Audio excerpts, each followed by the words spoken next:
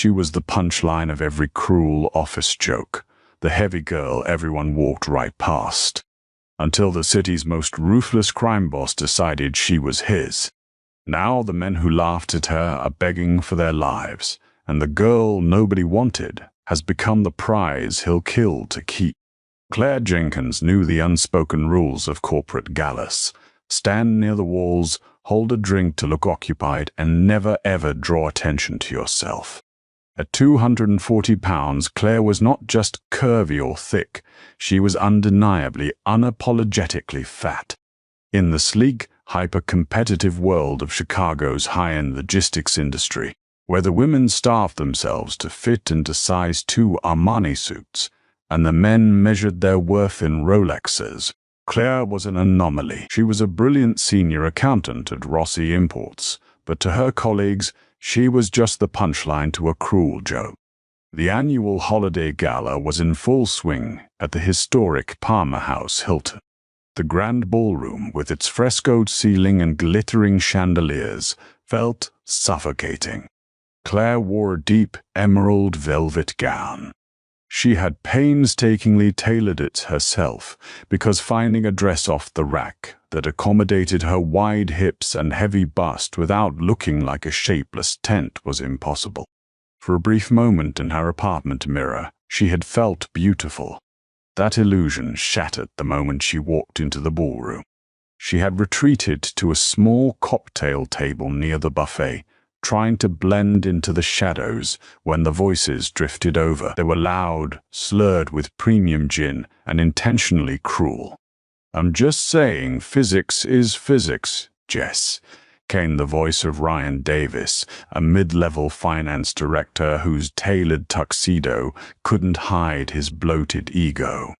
Jessica Arrington, the lead HR director, giggled into her champagne flute.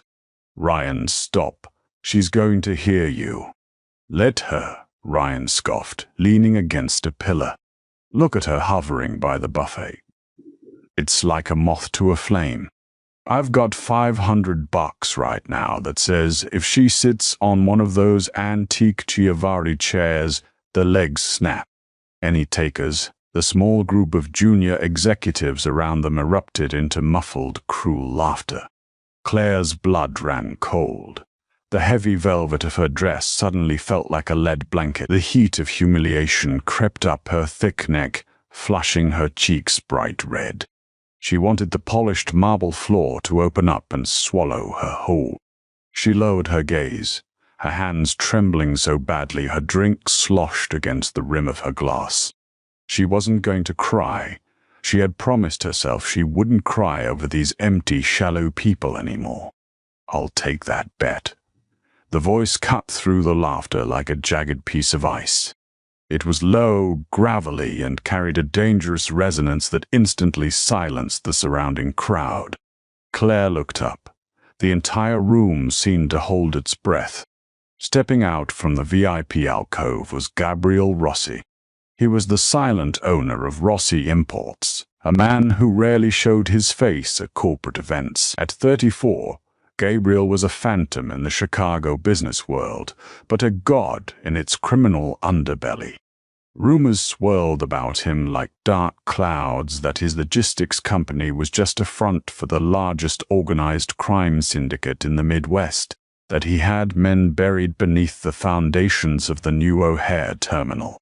He was terrifyingly handsome, with sharp, predatory features, pitch-black hair, and eyes as cold and unforgiving as slate. He wore a midnight blue bespoke tuxedo that cost more than Claire's yearly salary. Gabriel didn't look at Ryan immediately. His dark eyes locked onto Claire.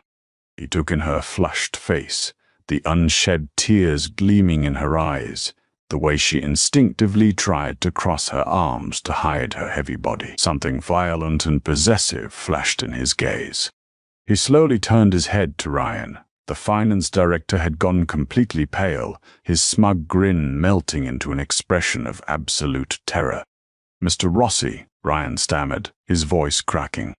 We were just joking around." "A joke," Gabriel repeated, taking a slow, deliberate step toward Ryan. The crowd parted for him, as if he were parting the Red Sea. "Explain the punchline to me, Ryan. I want to laugh." "Sir, Gabriel reached out, his large, scarred hand grabbing the collar of Ryan's tuxedo. With a terrifying show of brute strength, he slammed the man backward into the gilded plaster pillar. The sound echoed through the silent ballroom. Jessica shrieked, covering her mouth. "You think her body is a joke?" Gabriel's voice was a lethal whisper, but in the dead silence of the room, everyone heard it. "You think the woman I've chosen is something for you to place bets on?" Claire gasped. The room began to spin. The woman he's chosen, she had never spoken a single word to Gabriel Rossi in her life. "She was just an accountant on the 4th floor. I didn't know, Mr. Ray." "Rossi, I swear to God I didn't know she was yours." Ryan sobbed, his feet dangling slightly off the ground as Gabriel held him by the throat. "She is the air I breathe," Gabriel snarled, his grip tightening. "And you are polluting it." Gabriel dropped Ryan to the floor. The man collapsed, gasping for air, clutching his throat. Gabriel casually adjusted his cuffs, his eyes completely devoid of mercy. He looked at 2 burly men standing near the exit, his security. "Take him," Gabriel ordered quietly. "Make sure he understands the gravity of disrespecting my future wife. He doesn't work for me anymore, and if I see his face in Chicago again, he won't have a face left." The 2 guards hauled a weeping Ryan out of the ballroom. Nobody moved. Nobody breathed. Gabriel turned his back on the terrified executives and walked straight toward Claire. Her heart hammered wildly against her ribs. She felt massive, clumsy, and entirely out of her depth as this terrifying, beautiful man approached her. He stopped inches from her. Up close, he smelled of bergamot, expensive tobacco, and pure, unfiltered danger. He looked down at her, his cold eyes suddenly softening into something that looked dangerously like worship. "Green is my favorite color," he murmured, lifting a heavy, calloused hand to gently brush a stray lock of hair behind her ear. His thumb grazed her full cheek. "You look like a queen, Claire." How do you know my name?" she whispered, her voice trembling. "I know everything about you," he replied, sliding his hand down to rest firmly on her wide waist, his long fingers pressing into her soft curves. He didn't shy away from her size. He gripped her like she was the most precious, solid thing in his world. "I've been watching you for 6 months. I was waiting for the right time to introduce myself. But seeing these rats disrespect you, my patience ran out. Talk." He firmly took her hand, threading his fingers through hers. "We're leaving. But my coat, I'll buy you 1,000 coats," Gabriel said, leading her toward the exit. He stopped and cast one final sweeping glare over the crowd. "Listen to me closely. Claire Jenkins is untouchable. If anyone looks at her with anything less than absolute reverence, I will tear this building down with you inside it." The transition into Gabriel Rossi's world was a whiplash of silk, steel, and terrifying devotion. Claire woke up the next morning in the penthouse of the St. Regis Chicago, a sprawling masterpiece of floor-to-ceiling glass overlooking Lake Michigan. She had expected to be sent home in a taxi after the gala. Instead, Gabriel had brought her here, ordered her a feast from a 5-star kitchen, and simply sat in an armchair, drinking scotch and watching her eat with a look of ravenous fascination. He hadn't touched her beyond kissing her hand. He treated her as if she were made of spun glass. Yet he looked at her thick thighs and round stomach with an unmasked primal hunger. Within 48 hours, Claire's life was unrecognizable. She didn't return to her desk on the 4th floor. Instead, Gabriel's personal assistant, a stoic woman named Maria, arrived at Claire's modest Logan Square apartment and packed her essential belongings. "Mr. Rossi prefers you stay with him," Maria had said, handing Claire a black platinum credit card. He also requested that you update your wardrobe. He specifically mentioned he wants to see you in fabrics that highlight your curves, not hide them. Claire felt like a fraud. For 28 years, society had told her she took up too much space. Fashion magazines, doctors, and men like Ryan had driven the message home. Shrink. Be less. Hide. But Gabriel demanded the opposite. He wanted her to take up all the space. When she nervously tried on a custom-made crimson silk dress for him one evening, she tried to suck in her stomach. Gabriel had immediately crossed the room, his large hands resting on her hips, forcing her to relax. "Don't," he had growled, his lips pressing against the soft, bare flesh of her shoulder. "Never shrink yourself for me, Claire. I want every inch of you. You are a goddess, and I will not let you hide my religion." The romance was intoxicating, but the undercurrent of Gabriel's reality was a dark, violent river. A week after the Palmer House incident, the news broke. Ryan Davis was found brutally beaten in an alleyway near Lower Wacker Drive. Both of his legs were shattered, broken in a way that ensured he would never walk normally again. The police called it a random mugging, but Claire knew the truth. When she confronted Gabriel in his study, her hands shaking as she held up the news article on her phone, he didn't even blink.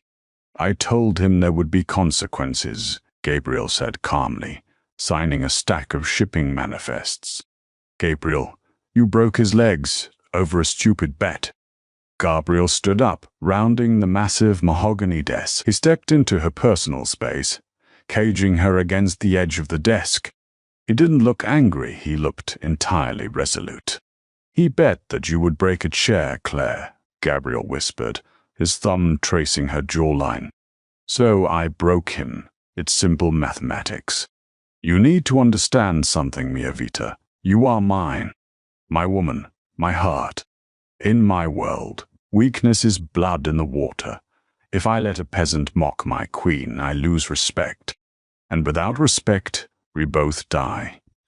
Claire shivered, a conflicting mix of sheer terror and deep, twisted arousal pooling in her stomach. No one had ever fought for her. No one had ever deemed her worthy of protection, let alone bloodshed. But Gabriel's ruthless possessiveness was about to be put to the ultimate test. 2 weeks later, Gabriel had to attend a sit-down at Gibson's Bar and Steakhouse on Rush Street. It was supposed to be a peace summit with the O'Connor family, a rival Irish syndicate operating out of the South Side. Gabriel insisted Claire come with him. "They need to see you," he told her in the back of his armored Maybach. "They need to know who stands beside me." The private dining room at Gibson's was suffocatingly tense.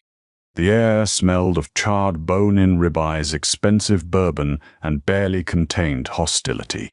Tommy the Rat O'Connor sat across the heavy oak table. He was a greasy, gaunt man with a reputation for viciousness and a profound lack of filter. Claire sat tightly beside Gabriel, wearing a fitted black wrap dress. She felt entirely out of place among these hardened, heavily armed men. The business negotiations went smoothly at first. Territories were discussed, percentages were agreed upon. But as the third bottle of wine was emptied, Tommy's eyes began to linger heavily on Claire. He stared openly at her heavy chest, then down to the thick curve of her hips, resting against the chair. A sleazy, drunken grin spread across his face. "I gotta say, Rossi," Tommy slurred, wiping his mouth with a linen napkin, "I heard you got yourself a new girl. I was expecting some runway model. But I see you like 'em with some serious meat on the bone." The temperature in the room plummeted. The clinking of silverware stopped. Claire froze, her stomach twisting into a painful knot. Here it was again, the inevitable punchline. Tommy let out a raspy laugh, leaning back in his chair. "Hell, with an appetite like yours, Gabriel, I guess you need a girl who knows her way around a buffet line. What is she, $1.80? 200? You got a roller and flour to find thee." Tommy didn't get to finish his sentence. Gabriel moved with a terrifying, explosive speed that defied his size. In a fraction of a second, he reached across the table, grabbed the heavy serrated steak knife from his plate, and drove it violently downward. The blade pierced straight through the back of Tommy O'Connor's right hand, pinning it completely to the solid oak table. Tommy's agonizing, blood-curdling scream echoed off the wood-paneled walls. The Irish guards jumped up, reaching into their jackets, but Gabriel's men already had their guns drawn, aiming directly at the heads of the O'Connor crew. Gabriel didn't draw a weapon. He simply stood over the table, still gripping the handle of the knife buried in Tommy's hand. Blood pooled rapidly around the pristine white china. "Look at her again," Gabriel hissed, his voice vibrating with a demonic rage, his eyes locked onto Tommy's wide, tear-filled eyes. "Speak about her again. Breathe in her direction again. And I won't take your hand, Tommy. I will cut out your tongue and feed it to the stray dogs in the alley." Tommy sobbed, his face turning a sickly gray as he stared at the knife pinning him to the wood. Okay. Jesus Christ, Rossi. I'm sorry." Gabriel twisted the knife slightly, eliciting another shriek of agony before abruptly yanking it out. He tossed the bloody blade onto Tommy's plate. Gabriel turned to Claire. The murderous rage in his eyes vanished the second he looked at her, replaced by that terrifying, obsessive devotion.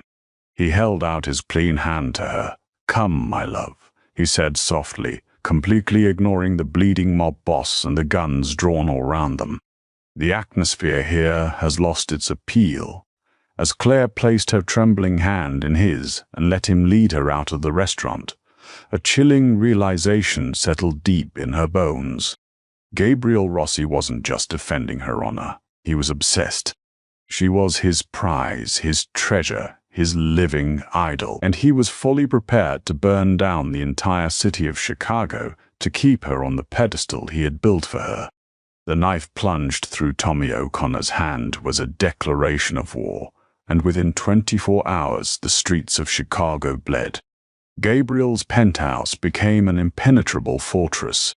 Armed guardsmen built like freight trains in bespoke suits patrolled the gilded corridors. Claire spent her days pacing the expansive marble floors, the weight of the escalating violence pressing heavily on her chest. She had spent her entire life trying to be invisible, a wallflower apologizing for the space she occupied. Now she was the epicenter of a mob war, the singular obsession of the city's most lethal predator. Late one Tuesday night, the strain finally broke her. Unable to sleep, Claire retreated to the massive, state-of-the-art kitchen. She was stress-baking, covered in flour, vigorously kneading a massive mound of brioche dough. She wore only one of Gabriel's oversized black silk dress shirts, the fabric clinging to her generous curves, her thick thighs bare against the cold floor. She was crying softly, the tears sliding down her flushed cheeks. "You're weeping over the flour, Mia Regina." Claire jumped. Gabriel was leaning against the mahogany doorframe, his tie undone, looking exhausted but fiercely alert. He moved across the kitchen with the silent grace of a panther, coming to stand right behind her. He wrapped his massive arms around her wide waist, burying his face in the crook of her neck. He inhaled deeply, as if her scent of vanilla and fear was the only oxygen left in the world. "Gabriel, people are dying," Claire whispered, her voice cracking. "I saw the news. A warehouse blew up in the South Loop. You haven't slept in 3 days. All of this because of me, because Tommy made a joke about my weight." Gabriel spun her around. His hands gripped her thick upper arms, not to hurt her, but to ground her. "Do not ever say that. Do not diminish what you are to me. They didn't insult your weight, Claire. They insulted my soul. They looked at the only pure thing in my filthy life and tried to drag it into the mud."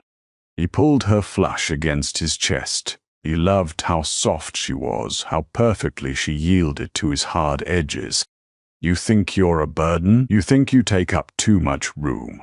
Claire, I want to build a world where you are the sun, and everyone else is just orbiting you." The O'Connors were dead the moment Tommy opened his mouth. "I'm just doing the paperwork."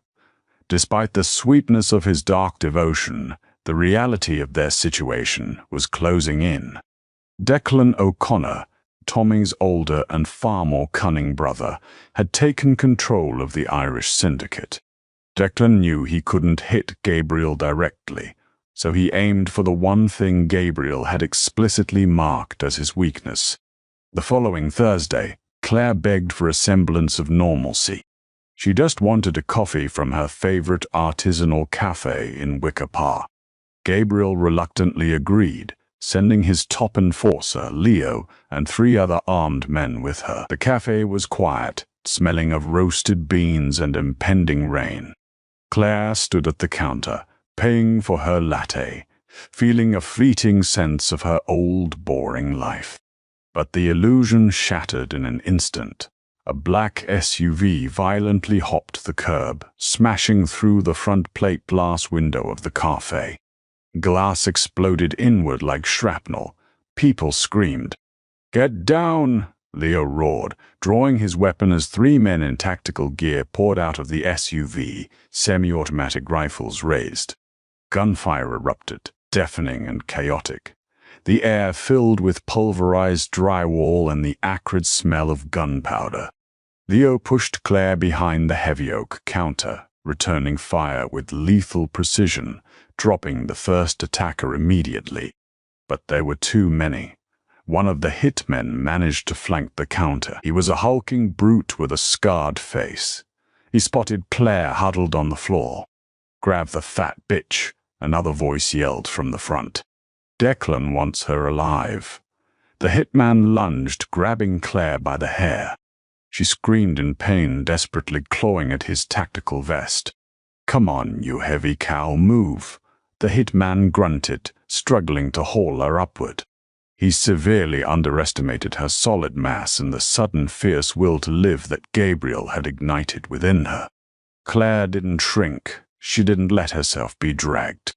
Instead, she used the very body society had mocked to fight back.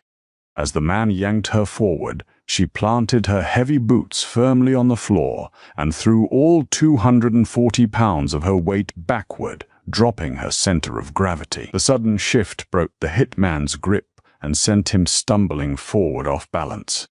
Before he could recover, Claire grabbed a boiling hot carafe of drip coffee from the lower shelf and hurled it directly into his face.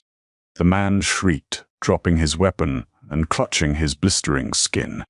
Claire didn't hesitate. She scrambled past him just as the front doors were completely blown off their hinges. Through the smoke and dust, Gabriel Rossi walked in. He didn't look like a CEO anymore. He looked like the devil incarnate. He held a customized Sig Sauer in one hand, his eyes scanning the carnage until they locked onto Claire. Seeing her covered in dust but unharmed, his rigid shoulders dropped a fraction of an inch, but his eyes burned with a murderous hellfire. The remaining O'Connor hitmen realized too late who had just entered the building. Before they could aim, Gabriel and his backup team executed them with chilling mechanical efficiency. Gabriel stepped over a bleeding body, walking straight to the hitman writhing on the floor with a burned face. The man looked up, pure terror bleeding through his agony as Gabriel pointed the barrel of his gun directly between his eyes. "Who sent you?"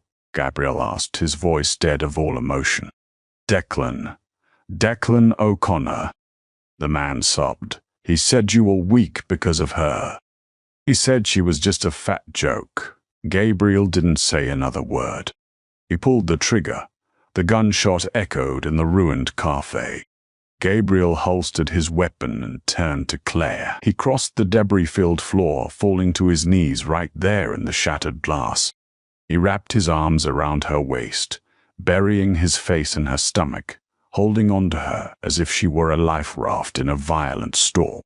"I'm okay," Claire sobbed, burying her hands in his thick dark hair. "I fought back, Gabriel. I didn't let them take me." Gabriel looked up at her, wiping a streak of dust from her cheek. "I know, my queen. I know how strong you are. But tonight, this ends. Nobody will ever dare to look at you, speak of you, or think of you again without shivering in absolute terror." That night, Gabriel Rossi unleashed a biblical wrath upon the Chicago underworld. He didn't just send a message, he eradicated the messengers entirely. While Claire was safely secured in a subterranean panic room beneath the penthouse, surrounded by a dozen heavily armed guards, Gabriel and his men systematically dismantled the O'Connor empire. They burned their warehouses to the ground. They seized their supply lines. And finally, Gabriel personally kicked down the doors of Declan O'Connor's fortified compound in the northern suburbs. The details of what happened inside that compound were never printed in the papers, but by dawn, the O'Connor syndicate had ceased to exist. Declan O'Connor was gone, erased from the city's map, and Gabriel had reclaimed his throne. Only this time, he was leaving room beside it.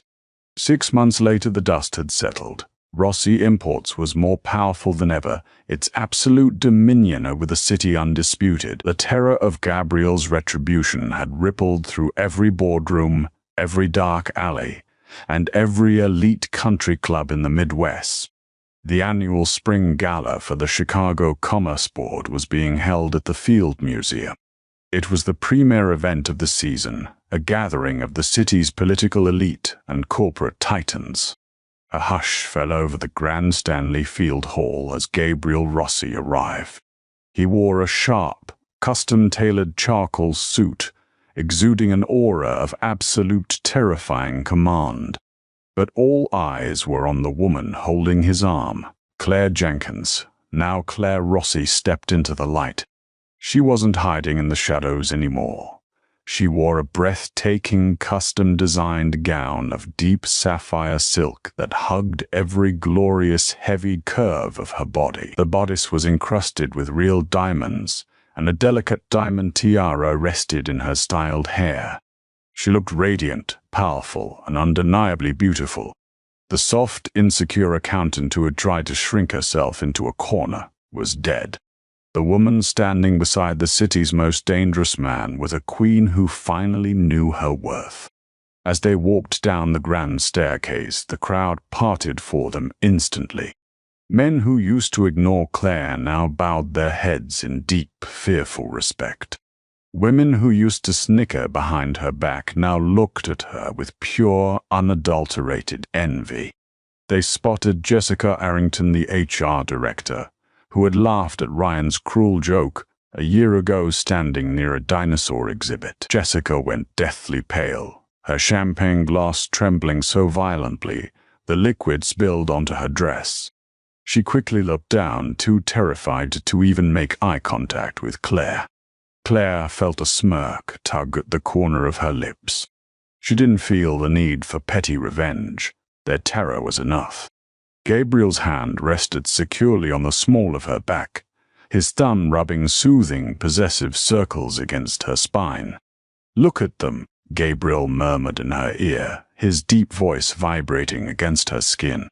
"They are looking at a goddess, and they know it." "They're looking at you, Gabriel," she teased softly, leaning her heavy body comfortably against his side. "They're terrified of you. Good," Gabriel said, stopping near the center of the hall. He turned to face her, completely ignoring the hundreds of powerful people watching them. He reached out, his hands cupping her full, round cheeks. "Let them fear me. Let them know that I am the monster in the dark. But let them also know that the monster only bows to one person." He leaned down and kissed her, deeply and passionately, right there in the middle of the gala. It was a claim, a warning, and a promise all wrapped into one. Claire kissed him back, wrapping her arms around his broad shoulders, feeling the heavy, solid reality of his love. When he pulled away, Gabriel kept his arm wrapped tightly around her thick waist. He surveyed the room, his cold, slate-gray eyes daring anyone to challenge them. No one did. She had been the heavy girl everyone rejected. The punchline, the afterthought. But Gabriel Rossi had seen the masterpiece beneath the world's cruelty. He had claimed her, fought for her, and burned a city down to keep her. Claire rested her head against Gabriel's chest, listening to the steady, calm rhythm of his heartbeat. She took a deep breath, letting her body take up all the space it needed, knowing that in Gabriel's arms she was exactly where she belonged. And heaven help the fool who ever tried to tell her otherwise. What did you think of Claire and Gabriel's dark romance? Did Gabriel's ruthless protection go too far? Or is it exactly what the Chicago syndicate deserved for their cruelty? Let me know your thoughts in the comments. If you enjoyed this dramatic story of revenge and absolute devotion, please hit that like button, share this video with your friends, and subscribe to the channel for more thrilling tales.